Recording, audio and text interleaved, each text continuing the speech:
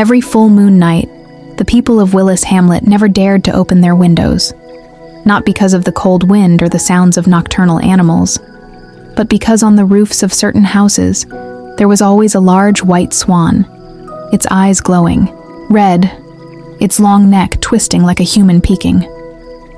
It made no sound, but its presence was always followed by sudden death or sudden fortune.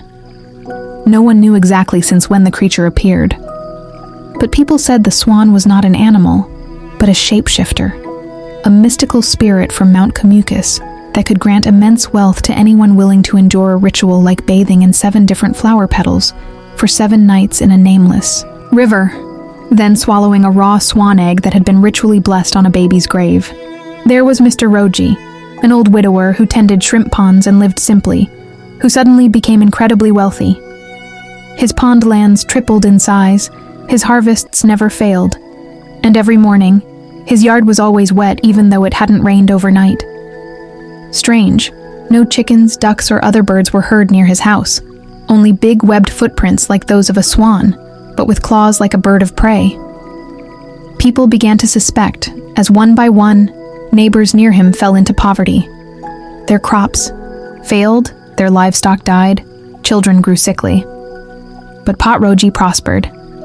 He even renovated his house into a 2-story building with an open attic facing directly to the moon. One night, a boy claimed to have seen Mr. Roji standing naked in the yard, vomiting white feathers from his mouth, then transforming into a giant swan. It flapped its wings, flying around the house while making a piercing cry like a human screaming, in a nightmare.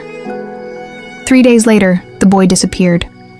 Only a single blood-stained white feather was left on his bed.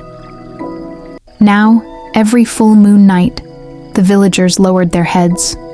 They dared not speak, let alone look up at the roof.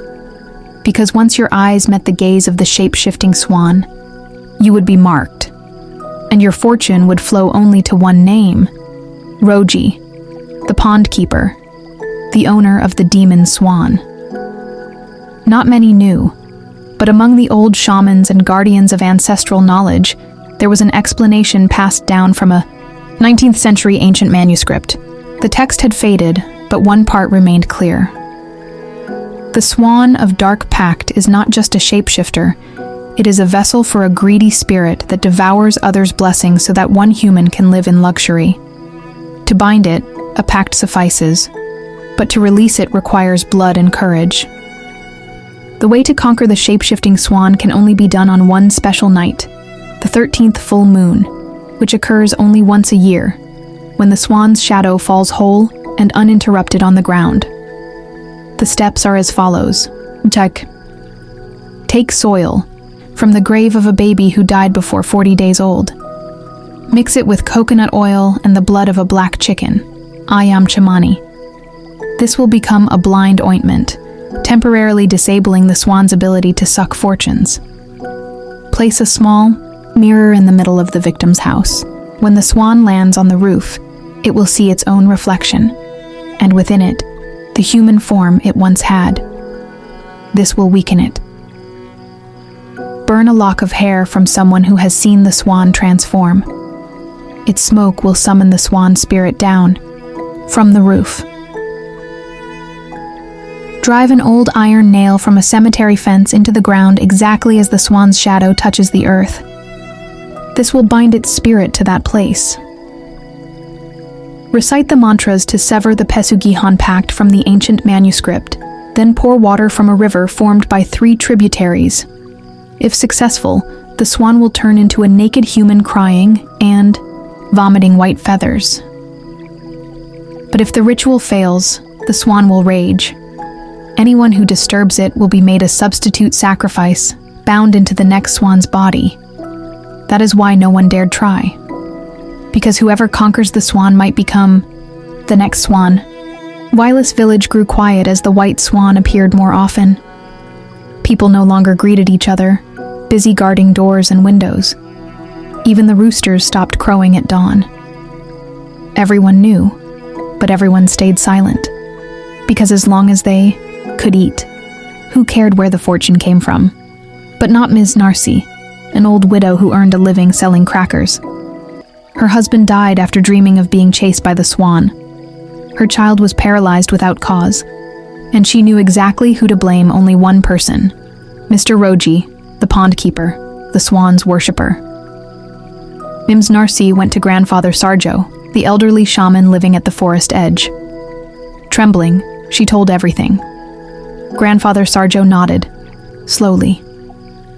With a potion made from the water of 3 tributaries and a handful of hair from Bunarsi's child, who once saw the Swan transform, Grandfather Sarjo prepared the breaking ritual. That night, the 13th full moon hung brightly in the sky. The Swan's shadow fell completely on the ground. In Pa Roji's yard, the small mirror was placed right on the shadow's line. Bunarsi, trembling, sprinkled the blind ointment on the soil and burned the hair. Black smoke spiraled into the air like a whirlpool of souls. Then came the sound of heavy, slow wing beats, hissing. A giant white swan descended slowly, its eyes glowing red, its neck twisting like a rope tightening. It stood before the mirror and suddenly screamed, not the cry of a bird, but the voice of Pakroji himself. The swan's body bent backward. Its feathers fell off. Blood dripped from its beak. And when Grandfather Mba Sarjo drove the iron nail into the ground, the swan roared and collapsed.